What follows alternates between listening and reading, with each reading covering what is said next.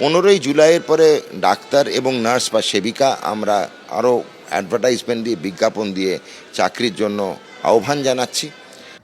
Hello everyone, welcome to শেহরন।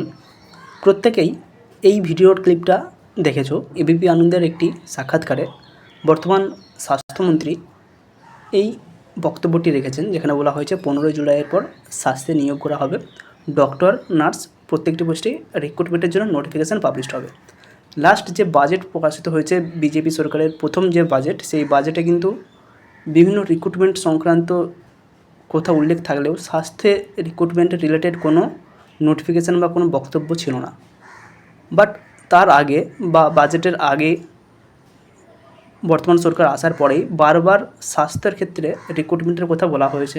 Senior nurse, junior nurse, doctor, paramedical বিভিন্ন category wise রিক্রুটমেন্টের কথা কিন্তু বারবার বলেছেন। সেটা মুখ্যমন্ত্রী নিজেও বলেছেন এবং আমাদের বর্তমান যিনি স্বাস্থ্যমন্ত্রী রয়েছেন তিনিও এই ঘোষণা করেছেন। বাট বাজেট তার স্থান ছিল না। বর্তমানের এই যে ভিডিওটি, যেখানে ক্লিয়ারলি স্বাস্থ্যমন্ত্রী এই সাক্ষাৎকারে বলছেন 15 জুলাইয়ের পর স্বাস্থ্যে নিয়োগ করা হবে এবং তার জন্য যে প্রয়োজনীয় নোটিফিকেশান সেটা কিন্তু পাবলিশড হবে। 15 তারিখ পর্যন্ত আমাদেরকে ওয়েট করতেই হবে, দেখা যাক নোটিফিকেশান আসে কি না। এবং নোটিফিকেশান আসলেও অনেকগুলো কোয়ারি থেকেই যাচ্ছে। সিলেবাস কী হবে, সিলেবাস চেঞ্জ হবে কি না, এবং পরীক্ষার প্যাটার্ন কী হবে, ওএমআর হবে না সিবিটি হবে। সিবিটি হওয়ার চান্স খুব কম, ওএমআর বেসড এক্সামিনেশান হওয়ার চান্সটাই সব থেকে বেশি। এবং ওএমআর হলেও যে সিলেবাসটা আমরা বললাম, শুধুমাত্র নার্সিং বা প্রফেশনাল কোর্স যার যেটা থাকছে সেটা থাকবে, নাকি এর সাথেও নন নার্সিং বা নন প্রফেশনাল সিলেবাস অ্যাড হবে, অর্থাৎ ম্যাথ, ইংলিশ, রিজনিং এগুলো কিন্তু অ্যাড হওয়ার চান্স বেশ খানিকটা সম্ভাবনা রয়েছে।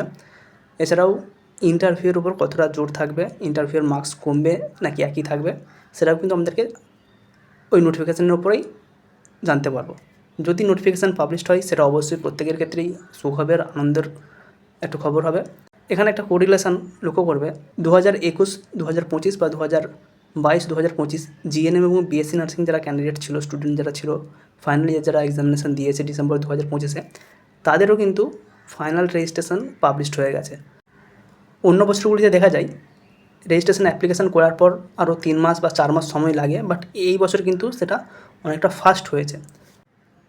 নতুন ব্যাচকে এই রিক্রুটমেন্টের আওতায় আনার জন্যই ফাইনাল রেজিস্ট্রেশনটা আরও দেওয়া হয়েছে ফার্স্ট, অর্থাৎ কম্পিটিশান কিন্তু আরোটা বেড়ে গেল।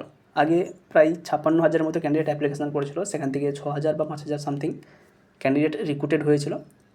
অর্থাৎ আগের প্রায় 49 থেকে 50,000 ক্যান্ডিডেট রয়েছে, এর সাথে নতুন ব্যাচের আরও 17 থেকে 18,000, বা এটা ওয়েস্ট বেঙ্গলের ক্ষেত্রে বললাম।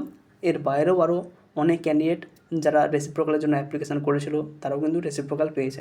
সুতরাং এবছরও হিউজ সংখ্যক ক্যান্ডিডেট থাকবে, প্রায় 80,000-এর মতো ক্যান্ডিডেট অ্যাপ্লিকেশান করতে পারে। সুতরাং কম্পিটিশান অনেকটাই হাই হতে চলেছে। দেখা যাক কত নোটিফিকেশান আছে, কত ভ্যাকেন্সি আছে 15 জুলাই। যদি নোটিফিকেশান পাবলিশড হয় আমরা পুরোটাই লক্ষ্য করতে পারবো। সবাই প্রিপারেশান আরও শুরু করে দাও।